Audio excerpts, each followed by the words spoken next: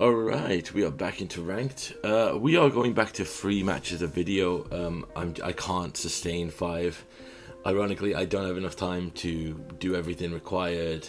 I was ahead for a time, but it's gonna go. So we mulligan down here and keep an endgame piece with Bring to Light here.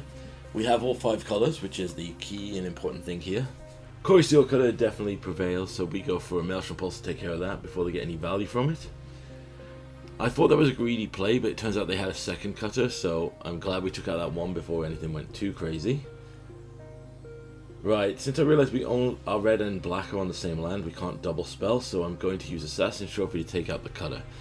Giving them a land here is not a big thing. The average CMC of their deck is 1 point something, so... And then they hardcast a Pheonix, which is great for us, which means they must be holding a ton of potential interaction here in the form of red removal. So I'm going to Lightning Helix their token. And the opponent takes a minute thinking about this. Like, I genuinely thought for a bit this might have been a bot, the way it was playing. For example, there, it played the pick lock without using the adventure side. So I was thinking it's either a bot or they're holding up a ton of counterspell interaction, because I know this deck runs Spell Pierce. So in response to this attack, I'm going to try and Helix here to gain more life. This was the point where I realized it's not a bot. In response, our opponent fiery confluences their own Pheonix to prevent us gaining life. Since we have double Bring to Light, I go for it here. We don't have the 5 colors though, because red and black are on the same land. So I did want to get our new Craven the Hunter. However, I think our best bet here is literally to use Valky as a draw to try to find the land for the colors, and there it is. We also steal their Steel Cutter. Really nice. There's an Artist Talent, so this could be a turn where they pop off. Every spell now rummages, which is great for dumping Pheonixes into the bin. There's 2 spells, so 1 more spell to get back Pheonix. Looks like they're going for a Treasure Cruise with the Delve. You can always tell because you can see in the top corner them hovering in their graveyard. There's another Pheonix, so they have 7 damage on the board here.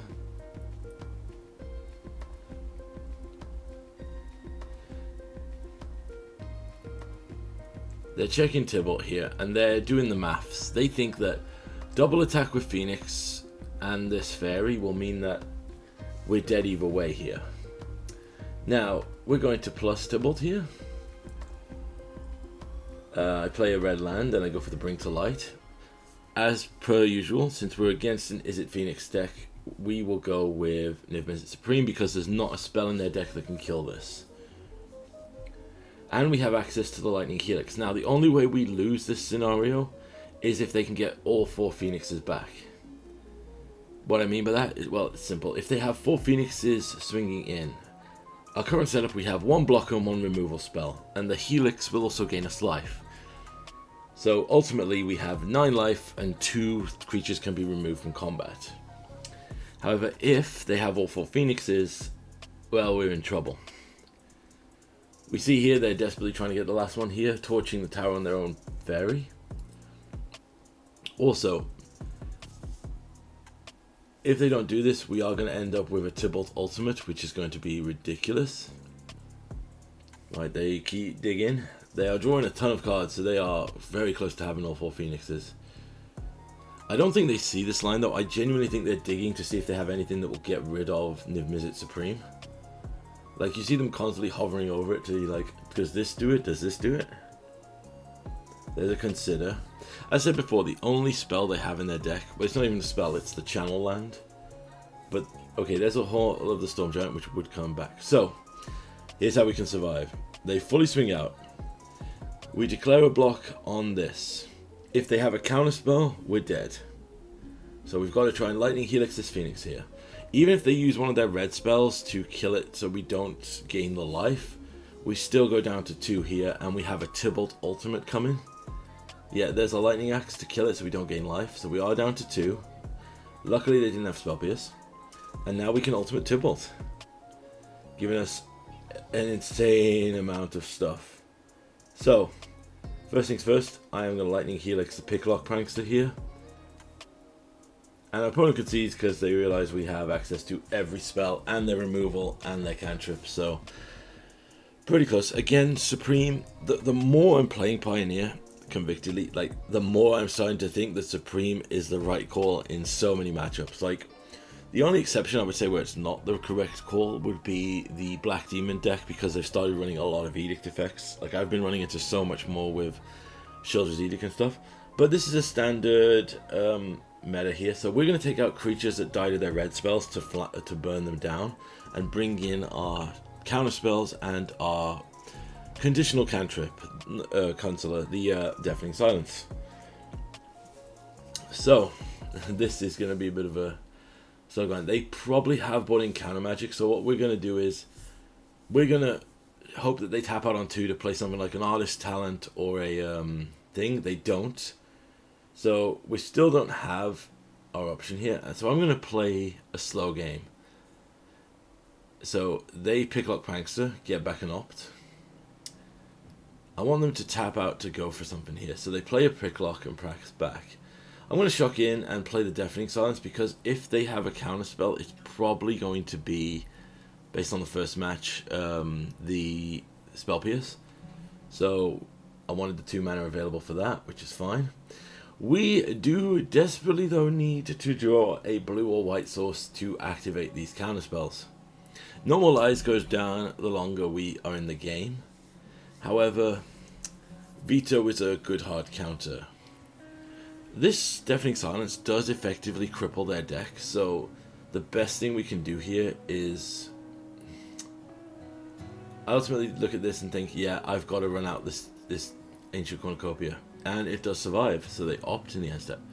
Deafening Silence does 100% shut down their deck, so ideally I would love to save the Veto to counter whatever they use that on. Because, you know, the bane of my existence when it comes to this deck is the freaking fish bounce spell. Because, of course, you know, Bloomburrow was a... I'm one of the advocates who actually hate Bloomburrow. I think it has done a lot of damage to Pioneer. It's done some good stuff, but it's also done some damage. Like, incidentally, some of the stuff was clearly designed for best of 1, and that has really put a dampener on a lot of the things here. Our opponent goes for a Corey Steelcutter equip, which is interesting, and then attacks. I'm happy to take the damage. I'm going to K-Command in the end step, and I'm going to force him to discard and try and destroy the Steelcutter. Gains me 2 life. So this is kind of breaking parallel now. They can't have a pop-off turn to go mad and like hit us with 20 creatures out of nowhere. So we can then incidentally gain life. Yeah, okay, I'm going to hard counter the Prophetic Memory, because that is a parallel breaker. If they can just put counters on every spell over time. I'm looking at our options here, and I decide that Wandering Mind is probably the best one I can do here. It will help me find, and I am genuinely tempted, but I'm like, I'm going to get this Bring to Light. They 100% have to have brought in counter magic for my spells. So I'm like, I've got to play around it. So I'm going to try a Carvu here. And I'm going to turn this into a Pheonix. Exile their Pheonix, swing in for 4. Puts them down to 12. So we're on a race here. As I said, I don't want to Bring to Light and not be able to hold up a No More Lies on their turn. Now, if they have the 1 mana bouncer spell to take out the Deafening Silence and then go off, yeah, we can't do anything about that. But if we have a No More Lies that could force them to maybe, yeah, like here, they Treasure Cruise, I'm going to force them to pay 3 more mana to keep it, so they can't do anything else. They have another land, they swing in for 1, I'm happy to take it. We gain 2 on every spell we cast. I've decided I'm just going to go for it here with the Bring to Light.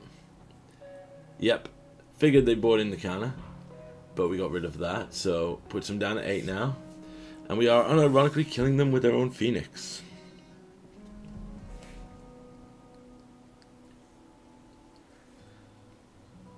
Our opponent equips the Corey Steelcutter. Again, like I said, we're taking 2, gaining 2, and hitting for 4. So the maths doesn't add up for you there, my friend. We're going to grab the Yorion, shock in here, and move to combat. Attack with the Carvu. And pass back. We can use this No More Lies here if they do anything terrifying. But they just use a Picklock Prankster here. to get another treasure cruise. Thing is, if they treasure, so they could activate the Hall of the Storm Giants, but I think they want to hold up a negate for potentially our Never Miss It Bring to Light effect. So they're just playing a blocker here, hard casting an Arclight. I'm going to counter that and gain 2 life with an Ancient Cornucopia. That will activate the Steel Cutter, and they swing in. I'm on 18 though. Like I said, the maths here is hitting pretty good. I'm going to take a risk here and go for the clear way, and we take it. If they had burn, we could have lost it, but we were alright. Alright, we are on the grind again, and we are now up against a Dimir Rouges Mill deck. So they definitely did not want to see 8 T cards. So our opponent throws out 2 black lands off the top, and I think this could be potentially like a... They mill, and I see the Long River Pull, so I'm like, is this just a Dimir control list? But this match is a typical and fun example of why I run one of every basic. So they try to basic land check us with Field of Ruin, and I just grab a land. Again, I'm not cut off from any colors here, I'm totally fine with it. They play a second Field of Ruin, and I'm betting that they're like, oh, we've got him now. We've got his 1 basic. And I'm like, this isn't modern. I'm not running just a single basic. So we grab. We're going to Lightning Helix the opponent here. Play another land. And I'm playing a basic here to not exactly flex, but to show them that I'm like, I run basics, guys, so don't worry about it. We'll hit them with the Lightning Helix there. So Rouges reveals what this is to me. So for those who don't remember, Rouges is a tribal deck that has a mill subs. Rouges is a deck that has a sub-theme of milling. So this deck is basically a Dimir mill tribal deck. Basically, a lot of their permanents, like the Soaring Fort Thief, care about a number of cards in your graveyard that pump your creatures. Right, I'm going to play the Biotech Specialist here to get the Long River Pull out of their hand. As I said before, they have very clearly got that, so I'm going to shock in, try to play a Wandering Mind, it resolves. They probably have like a ton of Go for the Throats and things in their hand. Looking at the options here, I take the Vanishing Verse. I don't think life is going to be as paramount here. Like, we can lose either way. We could lose to the Rouges if they get out of control, but we could also more likely lose to an eventual mill. So I'm going to try and get back the Wandering Mind and ask them to discard. They play Consult the Star Charts. Such a good card. If you're in a control or a flash based deck, you should craft this. That's my recommendation. Okay, they put 2 cards into their hand. Mill with a Picklock Prankster. Notion Thief in the main board is sick. I love it. They discard another Fatal Push here. Well, I'm going to play the Wandering Mind again because, like I said, this is a resource war. They go for the Long River Pull. And we pass back, holding up our Vanishing Verse for anything they play. We'll cycle a land here. Finding another land, and another land. I'm going to pass it back. They go for the Guild Enforcer.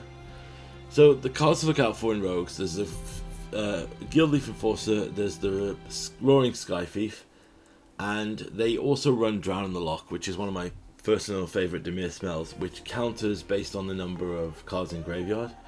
So basically it's always turned on as a hard counter or removal spell.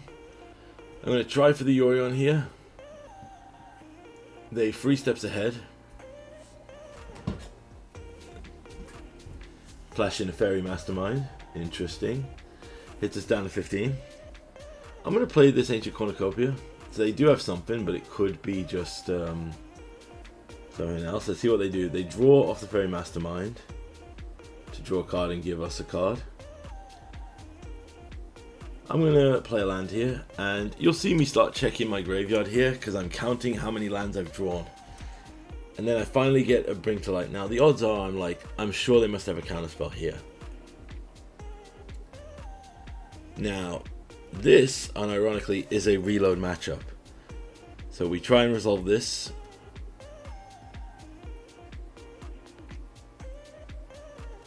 And we wait, and it works. Reload! This is a reload matchup because I know they run Drown in the Loch, and we hit phenomenally. Like this No More Lies is kind of a dud. However, Helix kills a lot of their threats. Wandering Mind's a pretty good hit. We'll get another Ancient Cornucopia, and then we'll just pass it back. And then they play the card I wish I was playing previously, Singularity Rupture. So I'm going to use the No More Lies here. Now it doesn't stop them necessarily, but milling half our deck is going to be a problem. But they are tapped out now and don't have really anything. But luckily, I don't see a second Niv Mizzet or a Valky or anything scary. So I'm going to play this Wandering Mind, gain 2 life.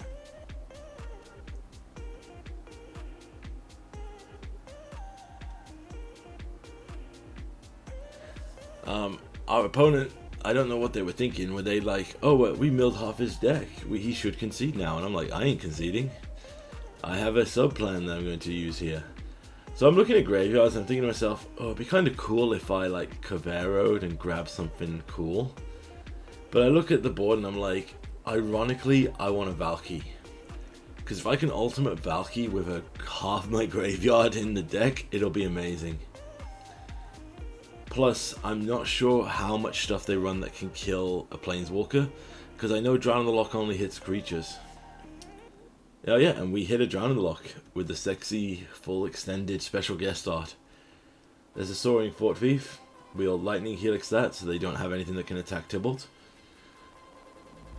And you're going to see a insane fight for the final few cards. So I'm on 19 cards in my deck, and they are on...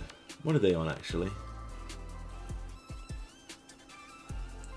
Oh, they have Treasure Cruise, so they're exiling the cards from their graveyard. They're in 20 cards in their deck.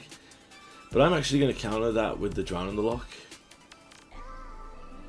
to force them to Drown in the Loch their own Drown in the Loch. They draw 3. They play another Cavern of Souls. I should try and play Rogues for this channel. I think it would be... Is it a budget deck? Well, arena budget style. There's another Treasure Cruise, exiling more of their cards. We're going to exile the top card of each player's library, find 2 lands, which isn't great, but you know, we'll hold back here because they have a lot of flash creatures. Now, we are at 17 cards. They mill us, sacrificing the Ripulet to mill 4 cards. So we're at 13 cards. There's a Thief's Guild Enforcer, which is going to mill us for 2. So in response, I'm going to Vanishing Verse. They play another one. I'm going to respond with a Tyrant Scorn to try and kill it.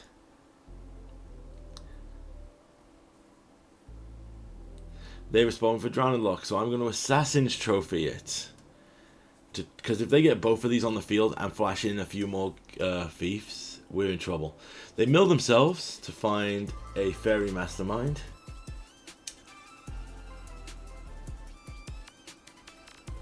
They Long River Pull to let us draw a card, countering the spell. So, second Guild Thief enters, mills us 2, flash in a Fairy Mastermind, mills us down to 4 cards. Mills us down to 2 cards. Fatal Pushes our blocker. They are down to 9 cards though. And unironically, once I do this, exile their entire graveyard, I now have enough to flash in all of their things to mill them. So, flash in a Thieves Guild Enforcer to mill them too.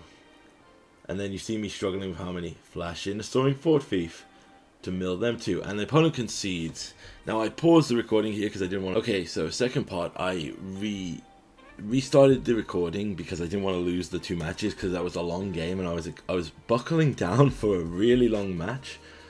So naturally I went into full-on counterspell instant counters. Ultimately, I run it back like this. I run the Fatal Pushes and more instant speed removal to deal with anything truly grindy. Now, I don't think our opponent needed to concede there. I don't think they were dead. And ironically, I don't think we had enough to actually mill them out. And we were going to die before our next turn. I don't think they realized that they already exiled a ton of their rogues. So in response to this, I'm actually going to just play out and see what happens here. And I was like, and then our opponent concedes. I'm like, what? Dude, I was ready to go. I don't know what happened. I think they just had enough of us. Alright, final match here, and we're against the Menace of Standard. Well, not really the Menace of Standard. This was somebody trying to take the Izzet VV Steel Cutter deck. I don't know if they had Agatha Soul Cauldron, but I was like, you know what, we'll try this. I was a bit skeptical because I looked at the opening 7 that we had and looked at the fact that they are clearly on the ranked up to the next level. Yargle Ops, I respect that. And triple Cornucopia. So, I mean, if they're an Izzet Burn deck, I'm thinking to myself, well, I'm sorted for life here. Steel Cutter into another Opt makes a 2-2. Alright, we are going down by 2. I'm going to play the Maelstrom Pulse here to take out the Steel Cutter while we can. Like I said before, we got to just make sure that doesn't go crazy. Then playing the stock up was the moment I realized this is an Izzet Pheonix. Because I was thinking to myself, okay, I got another Pheonix matchup, but then I was like, stock up is not a Pheonix card. There's another Steel Cutter into a Storm Chaser's talent. So we are taking a dunk here. Right, I'm going to play the Ancient Cornucopia. I'm not going to gain life. I'm going to play the Wandering Mind to gain 4. Looking through, I'm going to find a Lightning Helix. That'll give us a bit of life here and hopefully be okay. They find a third Steel Cutter. And I'm just like, wow, okay. Yeah, that's gonna probably do it for us. And looking at the tax here, I'm like, I have to take as little damage as possible. I go down to 5. Top deck a Clarion, which is perfect. I consider playing Brocus here, the Heartless Hunter, which is the Craven. He would be pretty good, but ultimately I decided to use the Ancient Cornucopias to gain 6 life for casting a spell. They stock up. Now we have triple Cornucopias. A Niv Mizzet here is worth, no joke, 15 life. So, reload and regain. I did get mad. I looked at that and like, really? Wow, there's all 8 of my lands I should have drawn. I'm going to Vanishing Verse one of the Steel Cutters here just to buy me some time. But 26 life here and 6 life for every spell we cast is pretty good. And then I see VV and I'm like, I'm scared. Right, they're going for the Treasure Cruise here. VV's online. They could gain a mana here. I'm assuming that they must be an insanely low land count because they have not found this land yet.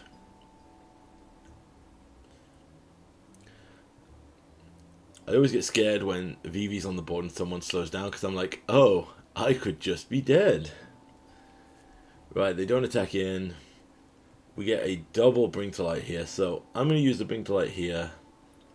I'm not going to gain, because I was thinking I could get Supreme, but then I look at it and I'm like, looking at my options, VV is the biggest threat on the board, so VV really has to go, so let's grab Tybalt, gain 6 life. We'll down tick Tybalt to get rid of the VV, and then we can maybe use the VV next turn. We don't... Oh, they have another VV. I'm going to No More Lies, gain 6 life. Force them to either counter us back or pay free, which they don't have. They have to basically go for a attack on the Tybalt here. They don't want to leave that alive, and they have to trade a creature for it. No, they go for us. Interesting. I'm okay to take it. I'm looking at how much damage they can do. Yeah, there's a Torch to Tower. 5 damage, we gain 6 for every spell. They are getting pretty far ahead here. So I'm going to shock in, and I think it's another case of... I'm looking at it, and I'm thinking, do I cast VV? And I'm like, no, I think I've got to establish my position here. And what I mean by that is, I need to grab Supreme, because I'm pretty sure that they will have a bounce spell or a big burn spell. that will not be killed by Supreme. So we're on 44 life. We have all our spells back. We could Deafening Clarion in response. We could Maelstrom Pulse, and ultimately decide. And ultimately, I decide to myself, what am I going to do? I'm just going to pass. I have 3 mana, and if I cast a spell on their turn, after this attack from Niv, I also gain the life, which will negate any potential attacks they do. So I don't think there's anything too crazy. Dreadhorde Arcanist is going to flash back a spell here. They go for the Wild Ride. So in response to the Wild Ride, I'm going to use a Vanishing Verse. Discard this Lightning Helix, gain 6 life. There, it's gone, so they get to make a ton of tokens. Ultimately, like I said, we're on 50 life here, gaining 6 every spell we cast. They're dead to the next attack. Yep, it's done. Alright, so it's another multi-spell Izzet deck. So we know what we do. We need Deafening Silence. We'll need a Culling Ritual. I think I value that more. Bracco I take out because he's such a good card in established board presence. Like late game, if I play him and play a removal spell to get another card from him, it's pretty good. I can play him and then have a board wipe and still draw a card. It's the situational where he's good, and the problem is with these Izzet decks is it can't be situational. All right, so yep. All right, down. I am tempted to get rid of the Cornucopia. I get rid of the Biotech here. And I'm like, I'm just going to try this Deafening Silence. Do they have the counter magic? No, they just have to consider. There's an Ether Gust, so that must be one of their sideboard cards they brought in against us. There's a Storm Chaser's Talent. I'm going to play a card tapped and pass back. There's a Steel Cutter, so they can't cast any other spells, so we'll take 2. Play land, try for this Ancient Cornucopia. There's the Annul. That's what I was expecting out of their sideboard. That's usually there for the Rest in Peace effects. They go for a Stock Up.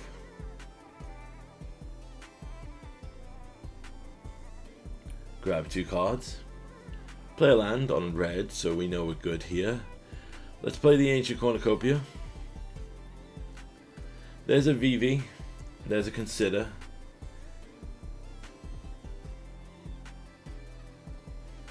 In the problem is, obviously, the Deafening Silence means I can't. I got greedy here and went for the Bring to Light, because in hindsight I probably should have took out the VV.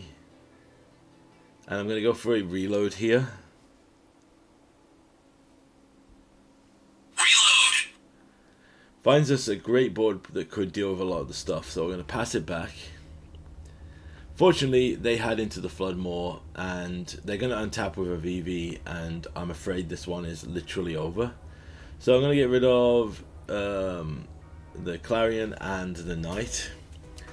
So Into the Flood more because, of course, it's a balanced card that can bounce any hate piece and give blue decks the ability to get out of any situation. Yeah, I'm not a fan of Into the Flood more. It's the best of one garbage design that I hate. For those of you who don't know what I mean by best of one design, it's a card that is basically been designed with a, you can use this in any situation because we want you to play this in best of one so you don't feel sad when it's not viable. But the implementation of that is now that, yeah, 1 mana bounce a spell is not a big deal, but 1 mana bounce any permanent, even a permanent that's designed to try and give other decks a chance against blue decks, is just too much. That's my rant of Into the Flood more over. I don't think you should. I think cards should have good in this situation, good in that situation, bad in that situation. Rock, paper, scissors it. I keep this hand on one simple reason. I keep it because also I'm slightly tilted after that match. So I'm just going to play some counters here. I know that they're holding annuls to counter anything that we try and play now. They've seen our potential, what's it called? Our sideboard card. So instead, I'm just going to pass back and we're going to play peaceful. So this isn't a typical control deck. What they are going to try and do here is try to get stuff done. So I'm going to try and No More Lies. And they don't pay the free for it. Interesting. Because they're very clearly trying to cut off our play here with their counterspells. So we're just going to play long form. End step, I'm going to try an Assassin's Trophy. Because I'm pretty sure they won't counter this. Because if they counter it, I'm going to actually counter with the veto here. So they can't get any card selection. And then I'm going to play this Knight of Autumn and get free 2 counters on it. So what I'm going to be doing here, I'm going to hold off and try to slow them down however I can. We pass back. I'm going to Maelstrom Pulse to your Vivi. They go for the Abrade here. I'm going to let that go. That's not the fight I want to fight over. I'm going to fight over your card selection or your other effects. And I'm going to wait until I have enough mana to play... Okay, so I go shields down here with Yorion. Because I want you to think I don't have anything. And I'm just going to apply pressure. I have removal. I have a counterspell. You go for the stock up, and I'm like, I'm going to counter the stock up because you haven't played anything impactful, which means to me that you're probably searching for something, which will give me a chance here. So I'm going to go Bring to Light. We don't have counter magic here, but it resolves. So I'm like, okay, 100% their spells are bounce spells and other effects. And I look at what I've got available in my graveyard. I want access to those vetoes. So once again, against an Izzet deck, we bring out Supreme. And now we have access to removal, counter magic, whatever we need. And I'm 90% sure they're just going to be holding a ton of blue-based bounce spells and red burn spells that will not kill Supreme and kill them in 2 turns. So, yep, look, they're digging in their graveyard.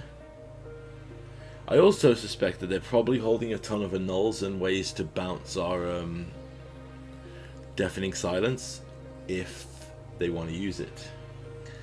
Right, there's a Steel Cutter. Not really doing too much. There's a Floodmore. So as we said before, we're going to swing in for 5. Play a land and we'll pass it. I'm going to Vanishing Verse the Cutter and pass it back. We have double counterspell and the opponent concedes. A close game, but dang, we were clenching there.